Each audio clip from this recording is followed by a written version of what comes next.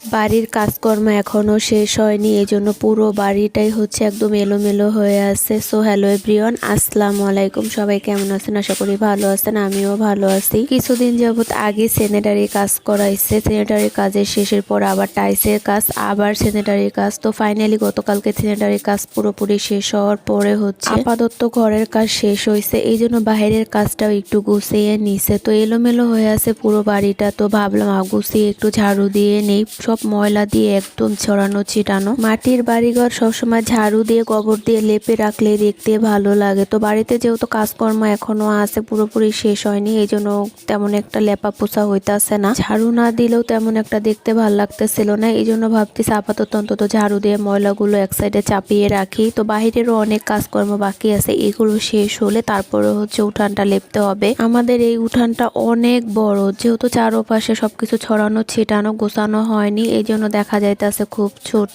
আর গুছিয়েও উঠতে পারতেছি না, তাই কাউকে দেখাতেও পারতেছি না। পুরোপুরি ভাবে গোছানো হয়ে গেলে একদম গোবর দিয়ে লেপার পরে হচ্ছে আপনাদেরকে একসময় ঘুরে ঘুরে আমি দেখাবো। তো ঝাড়ু দিয়ে অর্ধেকটা কাজ দিয়ে নিয়ে আসছি। সব ময়লাগুলো একটা জায়গায় হচ্ছে জমা করে তারপরে হচ্ছে এগুলো ঝাঁকায় করে উঠিয়ে ফেলে দেব।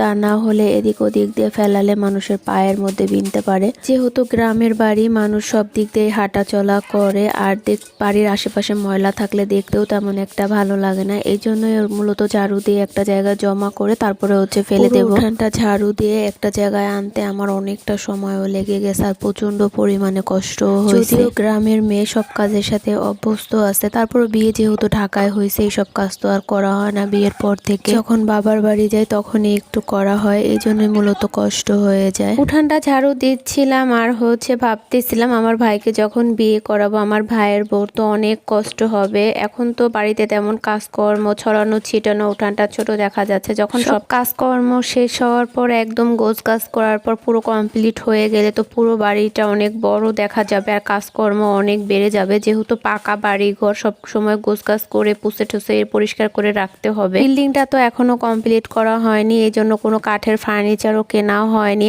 আগের যা ছিল সেগুলো দিয়েই হচ্ছে আপাতত আব্বা আম্মা থাকতেছে। কমপ্লিট হয়ে যাবার পর তো পুরো ফার্নিচার দিয়ে পুরো বিল্ডিংটাই হচ্ছে সাজানো হবে। তখন তো সবকিছু মুছে টুসে পরিষ্কার করে রাখতে হবে প্রতিদিন, এটা প্রতিদিন। তা না হলে যেহেতু গ্রামের বাড়ি একদম ধুলো ধুলো হয়ে যাবে। আমরা শহরে থাকি, তারপরেও তো আমাদের ফার্নিচারের উপরে প্রতিদিন না মুছলে সাদা সাদা একটা দাগ হয়ে যায়। আর গ্রামের বাড়ি তো কোনো কথাই নাই, আরো তো বেশিই হবে। কি আর করার, ভাইয়ের বউ কষ্ট হবে।